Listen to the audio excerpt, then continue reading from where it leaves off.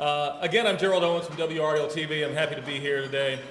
We're going to begin today's program by recognizing our elected officials in attendance today. We know they're very busy people, and we really appreciate them making time to come out here today. So please stand as I call your name. State Senator Dan Blue, the 14th District.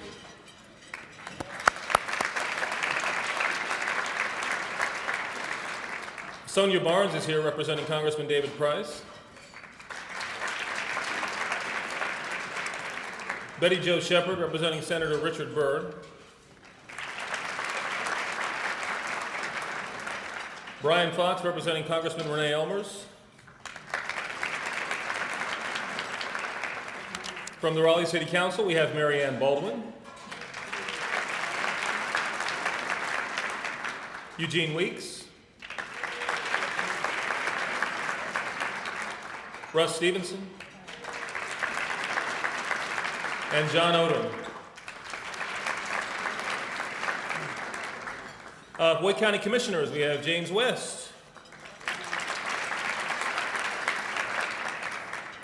Betty Lou Ward. And Caroline Sullivan. We hope you all voted for all of them this past year. If I'm missing any other elected officials, forgive me. Please stand up. Although you might say, why do I want to stand up and let everybody know that you didn't mention my name? So we really appreciate that you're here, and we'll mention you next time. At this time, I'd like to welcome Mary Ann Baldwin up here, Council at Large. She serves as the city's liaison to DHIC. She'll be followed by Boyd County Commissioner Dr. James West. Nice to see you. Good afternoon, everyone. So when I describe the city of Raleigh, I always like to talk about the fact that we're a city of innovation, we're a city of progress, and we're a city of compassion. But there are times when we talk about affordable housing that it really frustrates me because I see a lack of compassion. And I think it's time we start talking about affordable housing in a new way. I think we need to talk about the folks who live at the Water Garden at DHIC's new LEED approved facility.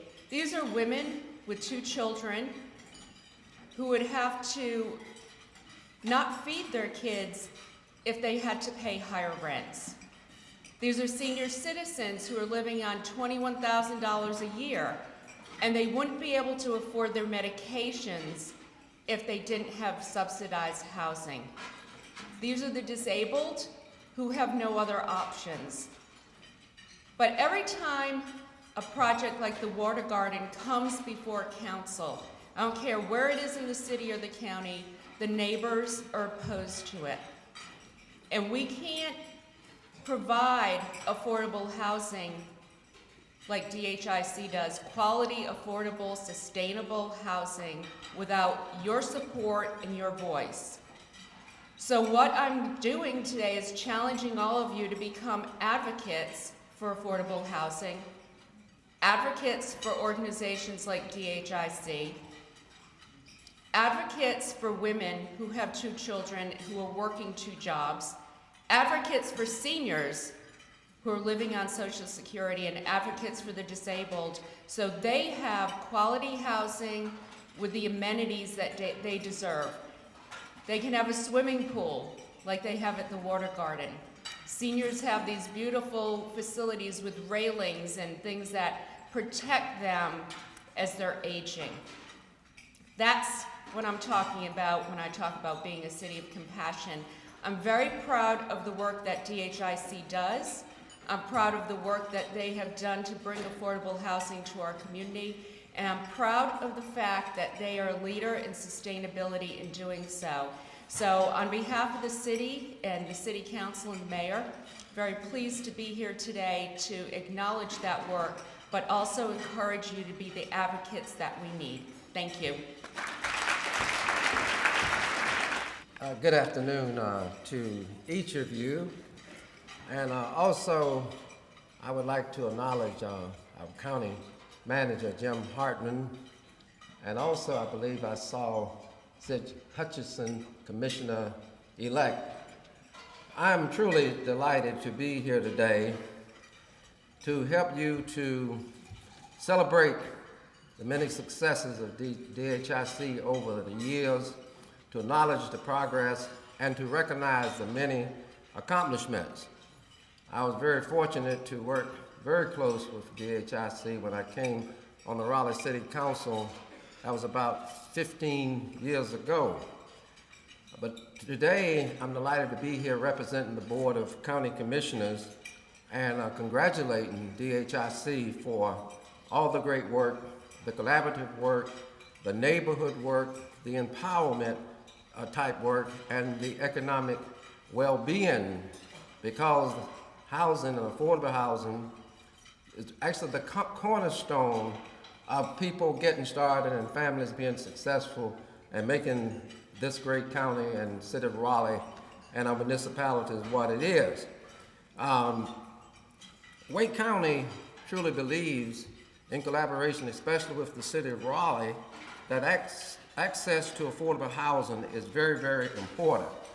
We have nearly 12% of our residents and citizens that are at or below the poverty level here in Wake County. That's about 120,000 individuals, and that's larger than the city of Rocky Mount.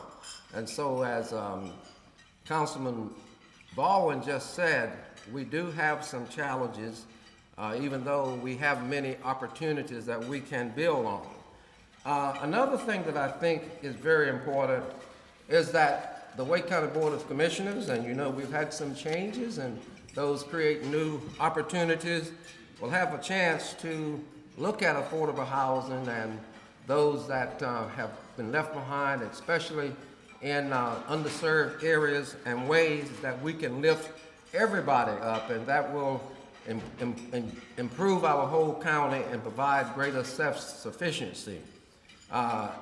I'm sure that this will be covered, so I will not cover this particular part other than to just mention the fine partnership that the county has and the work and the tax credits and the other pieces that all must come together in order to have good affordable housing.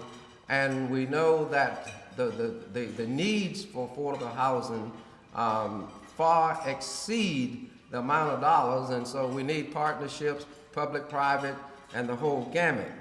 I'm proud to say that in the years 2014 and 2015, Wake County has invested over $8 million in DHIC properties, and by the end of 2015, we will have supported 10 family properties, 6 senior properties, and 2 supportive properties.